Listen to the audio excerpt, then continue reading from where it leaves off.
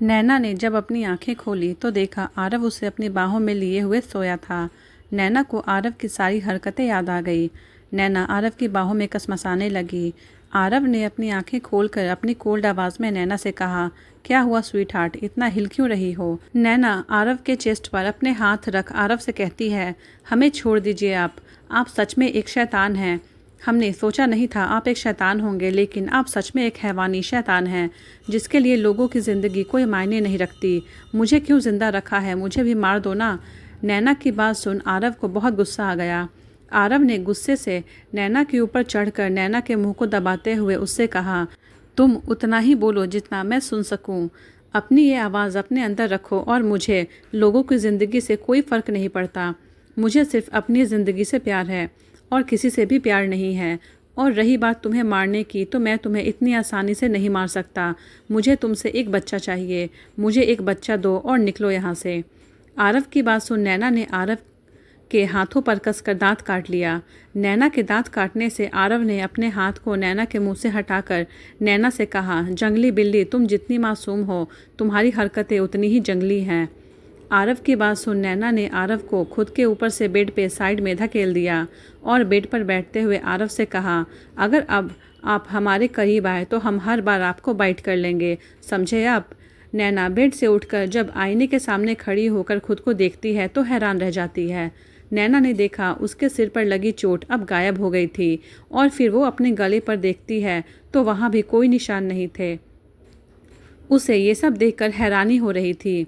नैना ने अपने कांपते हाथों से अपने सिर पर हाथ रखकर देख रही थी तो आरव ने नैना को देखते हुए उससे कहा, क्या हुआ स्वीट हार्ट, क्या देख रही हो कि तुम्हारी चोट कैसे गायब हो गई? आरव की बात सुनकर नैना ने मासूमियत से आरव से कहा, हमें भूख लग रही है। नैना की इतनी मासूमियत देख आरव ने एक झटके से नैना की कमर पकड़ ली। आरव के एकदम से इस तरह अपने करीब देखकर नैना डर गई। नैना आरव को खुद से छुड़ाते हुए आरव से कहती है, आपने हमारे साथ फिज़िकल रिलेशन बना लिया है तो अब आपको क्या चाहिए? और रही बात हमारे प्रेग्नेंट होने की, वो हमारे बस में नहीं है, समझे आप? हमें जाने दीजिए। अगर हमारी कोख में आपका अंश हुआ तो हम उसे कुछ नहीं करेंगे, लेकिन हमें आप यहाँ से जाने दीजिए। नैना की बात सुन आरव अपने मन में कहता है, तुम्हें मैं तब तक नहीं जाने दे सकता जब तक मेरा अंश तुम्हारे पेट में नहीं होता, लेकिन तुम्हारे साथ फिजिकल होने के बावजूद तुम प्रेग्नेंट नहीं हो, क्योंकि मैंने कुछ देर पहले महसूस किया है, उसमें तुम अब भी नॉर्मल। आरव अपने होठों को नैना के कान के करीब ले जाकर नैना से कहता है, जब तक मैं जान नहीं जाता कि तुम प्रेग्नेंट हो तब तक मैं तुम्हें नहीं छोड़ सकता और हमें फिर से रिश्ता बनाना होगा ताकि तुम प्रेग्नेंट हो सको। आरव की बात सुन नैना आरव के हाथ पर अपने नाखून को धंसाते हुए उससे कहती है, हम मरना पसंद करेंगे लेकिन एक जानवर को अपने जिस्म से दोबारा खिलवाड़ नहीं करने देंगे। नैना जितने अपने नाखूनों को आरव के हाथों में धंसा रही थी उतना ही आरव नैना को खुद में समेटने लगा। आरव के इस तरह से दबाने से नैना को अपने पेट पर दर्द सा महसूस हो रहा था, क्योंकि आरव ने अपने दोनों हाथों को नैना के पेट पर लपेटा था। दर्द की वजह से नैना की आंखों से आंसू भर आए थे। उसकी आंखों से आंसू निकलकर आरव के हाथों पर गिर गए। नैना का आंसू जैसे ही आरव के हाथों पर गिरा तो आरव को अपने अंदर एक करंट सा महसूस हुआ, तो उसने तुरंत ही नैना को छोड़ दिया। आरव के छोड़ने से नैना लंबी लंबी सांस लेते हुए अपने हाथ को पेट पर रख देती है और रोते हुए आरव से कहती है, आपकी तरह शैतान नहीं है, समझे आप? हम इंसान हैं, हमें खाना चाहिए, हमें भूख लगी है। इतना कहकर नैना ज़मीन पर बैठकर रोने लगी। तो आरव ने जब अपने हाथों पर देखा तो पाया नैना के आंसू की जगह का हाथ पूरा जल गया था। आरव नैना को देखते हुए अपने मन में कहता है, तुम कोई आम लड़की नहीं हो, आखिर कौन हो तुम? आरव नैना के करीब बैठते हुए अपनी कोल्ड आवाज़ में नैना से कहता है, पहले तुम ये रोना धोना बंद करो, क्योंकि मुझे इन आंसुओं से नफरत है। तुम जितना रोगी मेरा गुस्सा उतना ही बढ़ेगा और तुमसे कोई नहीं बेहतर जानता कि मेरा गुस्सा मेरे बस में नहीं है। इसलिए अपना ये रोना धोना बंद करो और चुपचाप से मेरे साथ नीचे चलो। आरव की बात सुन नैना को गुस्सा आ गया। नैना ने हिम्मत करते हुए आरव का कॉलर पकड़कर आरव की आंखों में आंखें देखते हुए उससे कहा, आप जैसे शैतान को सिर्फ गुस्सा ही आ सकता है, क्योंकि शैतानों को एक ही भाषा समझ आती है। और आप तो जानवर हैं, तो आपसे इंसानियत की उम्मीद करना खुद का मजाक उड़ाना है। हमने सोचा नहीं था कि एक रात ऐसी होगी जो हमारे लिए सज़ा बन जाएगी, और आप हमसे कह रहे हैं हम आपको एक बच्चा पैदा करके दें, हम अपनी कोख में एक दरिंदे के बच्चे को पालें। हम मासूम हो सकते हैं लेकिन पागल नहीं, और ना ही बेवकूफ़। आप मेरी छोटी बहन को मारने की धमकी दे रहे हैं, तो जाइए मार दीजिए उसे, और हमें भी। एक इंसान होकर एक दरिंदे के बच्चे को जन्म नहीं दे सकते, समझे आप? इतना कहकर नैना ने आरव के कॉलर को छोड़ दिया। नैना ज़मीन से उठकर रूम में रखी सारी चीज़ें उठाकर फेंकने लगी। नैना चिल्लाते हुए कहती है, आई हेट यू, काश हम आपको ख़त्म कर पाते। नैना को अपने सामने अंधेरा नजर आ रहा था, वहीं आरव नैना की आंखों में देखने की वजह से उसे बहुत अलग लगा, जैसा उसे एक अनजाना सा एहसास महसूस हो रहा हो। लेकिन नैना के चीज़ें तोड़ने से आरव को गुस्सा आ गया। नैना कांच के पास में खड़ी थी। नैना जैसे ही बेहोश होकर ज़मीन पर कांच पर गिरने वाली होती है तो आरव हवा की तरह जाकर नैना को पकड़ लेता है। आरव नैना को बाहों में उठाकर रूम से बाहर चला जाता है। आरव नैना को दूसरे रूम में लाकर बेड पर लेटाकर वहां से गायब हो गया। 4 घंटे बाद आरव जब रूम में आया तो देखा नैना वैसे ही बेड पर लेटी पड़ी है जैसे वो लेटाकर गया था। आरव नैना के करीब जाकर नैना के पास बैठ गया। आरव ने अपने हाथों से नैना के फोरहेड को छुआ तो नैना आग की तरह तप रही थी। आरव अपने रूम में आकर नैना को फीवर को ठीक करने की कोशिश करने लगता है, लेकिन उसकी सारी शक्तियां नैना के सामने बेकार थी। आरव ने नैना के करीब झुककर नैना के चेस्ट पर अपने सिर को रखकर नैना की धड़कनें सुनने की कोशिश की, लेकिन उसे नैना की धड़कन बहुत ही कम सुनाई दे रही थी।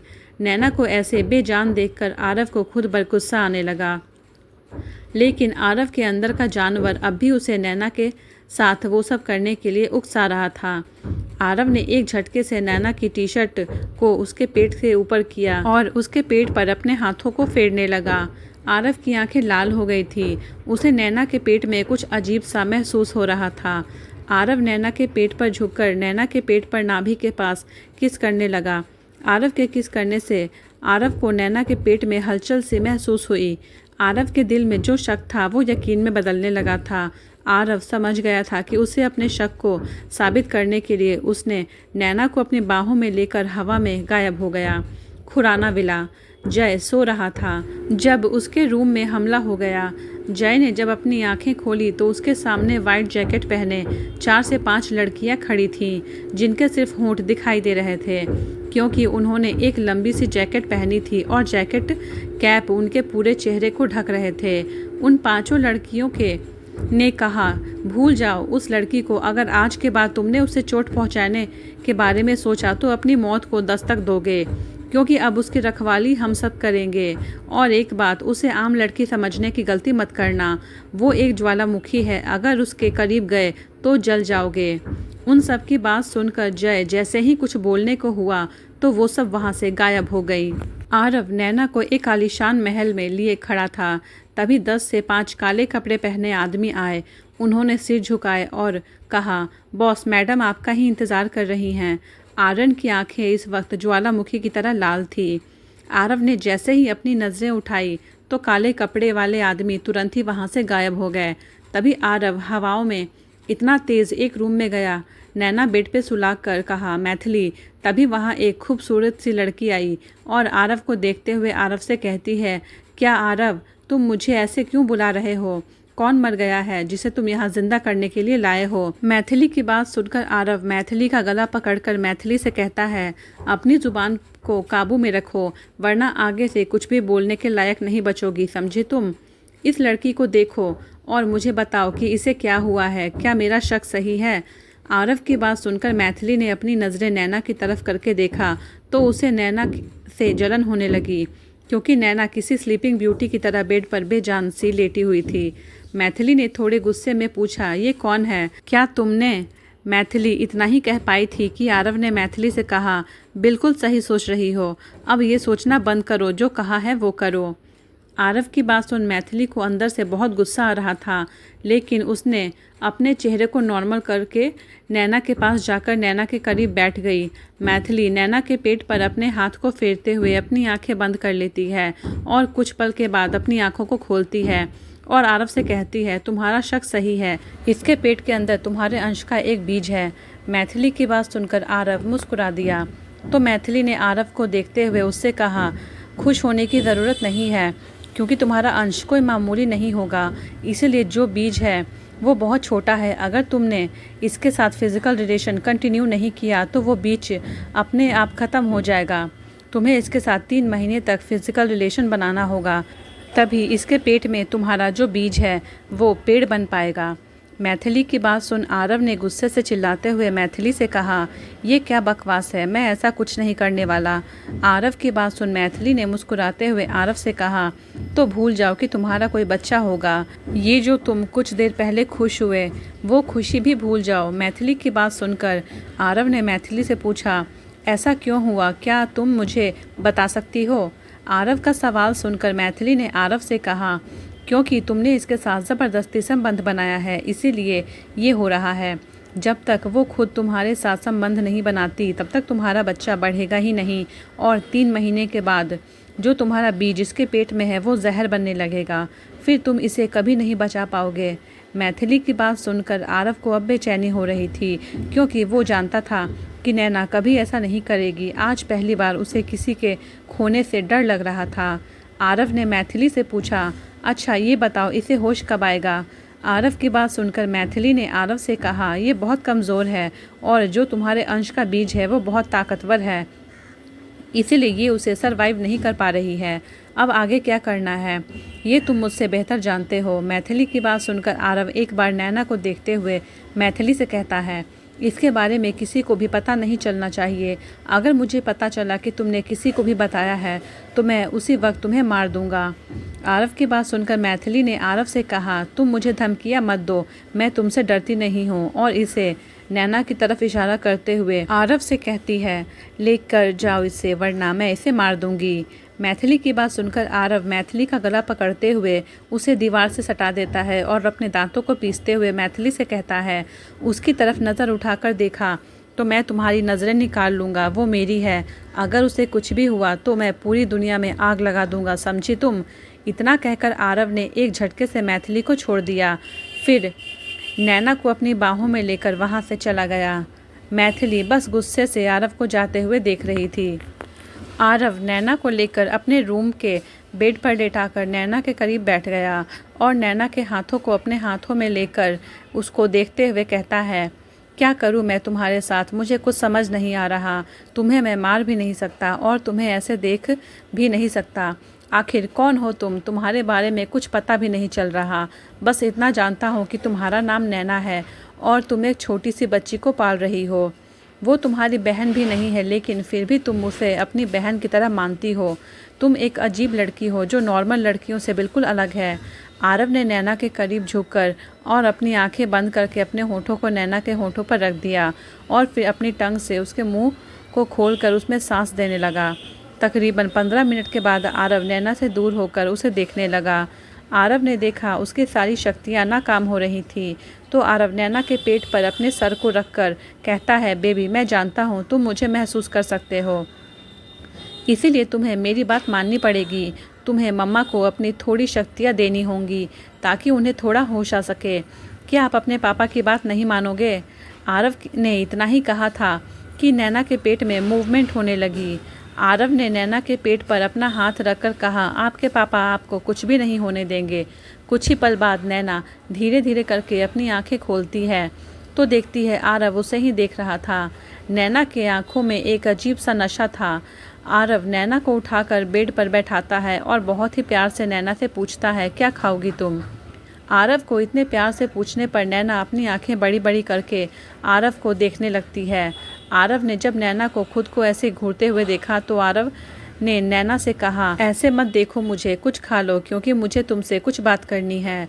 आरव नीचे जाकर कुछ ही पल में ढेर सारा खाना लेकर आया। नैना के सामने सारा खाना रखकर नैना से कहा, खा लो। अचानक से नैना को बहुत ज़्यादा दर्द महसूस हुआ। नैना ने अपने पेट को पकड़ लिया। नैना ने दर्द से आरव की तरफ देखते हुए उससे कहा, आरव। नैना के मुंह से पहली बार अपना नाम सुनकर आरव की आंखें अपने आप एकदम से नीली हो गई और शांत होने लगी। आरव को यकीन नहीं हो रहा था कि उसके साथ ये सब क्या हो रहा है। नैना ने अपने पेट को पकड़ते हुए दोबारा से दर्द भरी आवाज़ में कहा, आरव। नैना की आवाज़ सुन आरव के कदम खुद ब खुद नैना के करीब बढ़ गए। आरव नैना के पास जाकर नैना को अपनी गोद में लेकर बैठ गया। नैना ने एक हाथ से अपने पेट को पकड़ा और दूसरे हाथ से आरव की ब्लैक शर्ट को। आरव ने नैना से धीरे से पूछा, क्या हुआ तुम्हें? आरव का सवाल सुनकर नैना ने दर्द भरी आवाज़ में आरव से कहा, हमारे पेट में बहुत ज़्यादा पेन हो रहा है। ऐसा लग रहा है जैसे कोई तूफ़ान आया है। प्लीज़ कुछ करिए, हमें ये दर्द बर्दाश्त नहीं हो रहा और हम इस दर्द से मर जाएंगे। आरव ने जब नैना को देखा तो नैना की आंखों में आंसू थे जो पानी की बूंदों की तरह गिर रहे थे और उसकी आंखें एकदम लाल हो गई थी। नैना के चेहरे से साफ पता चल रहा था कि उसे कितना दर्द महसूस हो रहा होगा। आरव ने नैना से कहा, अपना हाथ अपने पेट पर से हटाओ, मैं देखता हूँ। आरव की बात सुनकर नैना ने गिड़गिड़ाते हुए आरव से कहा, प्लीज़ मेरे साथ अब ऐसा वैसा कुछ मत करना, हमें खुद से नफ़रत हो जाएगी। प्लीज़ हमारी ज़िंदगी को बख्श दो। नैना की बात सुनकर आरव नैना को अपनी बाहों में पीछे से भरते हुए आरव ने नैना से कहा, चुप हो जाओ। आरव की बात सुनकर नैना खामोश हो गई। आरव ने अपने हाथ को नैना की टी शर्ट के अंदर अपने हाथ को डालकर नैना के पेट पर अपने हाथ को रखकर अपने मन में कहा, ये क्या कर रहे हो बेबी? क्या आपको अच्छा लग रहा है? अपनी मम्मा को दर्द में देखकर शांत हो जाइए। आरव के ऐसा करने से नैना के पेट में दर्द कम हो गया। आरव ने नैना से पूछा, क्या तुम्हारा दर्द कम हुआ? नैना अपना सिर आरव के चेस्ट पर रखकर आरव की कमर पर अपने हाथों को चारों तरफ से लपेट लेती है। नैना जितना आरव के करीब जा रही थी उसके पेट में आरव का अंश उतना ही शांत हो रहा था, लेकिन नैना के ऐसे पकड़ने से आरव को अपने अंदर एक अजीब सी हलचल महसूस हो रही थी। आरव ने भी नैना को अपनी बाहों में भर लिया। आरव को अपने अंदर तूफान सा महसूस हो रहा था तो वहीं नैना को दर्द से राहत मिल रही थी। आरव ने नैना को बाहों में लिए हुए धीरे से प्लेट में एक बाइट उठाकर नैना की तरफ बढ़ा दिया तो नैना इस वक्त बिल्कुल सुस्त थी, इसलिए वो चुपचाप होकर खाना खाने लगी। आरव ने नैना को पूरा खाना खिला दिया। कुछ पल आरव नैना को वैसे ही लिए बैठा रहा। कुछ वक्त बाद आरव ने जब नैना को देखा तो नैना किसी छोटे बच्चे की तरह उसके कॉलर को पकड़कर सो रही थी। आरव नैना को बेड पर लेटाकर जैसे ही उठने को हुआ तो देखा नैना ने उसे बहुत कसकर पकड़ रखा था। आरव भी नैना के बगल में लेट गया। आरव नैना के मासूमियत भरे चेहरे को देखते हुए खुद से कहता है, अभी सिर्फ एक बीज है तो तुम सहन नहीं कर पा रही हो। जिस दिन वो बच्चा बनेगा तो तुम क्या करोगी? क्या आरव का अंश नैना को ख़त्म कर देगा? क्या नैना आरव की बात मान जाएगी? आगे की कहानी जानने के लिए बने रहिए और अगर वीडियो पसंद आई हो तो एक लाइक और सब्सक्राइब ज़रूर करिए।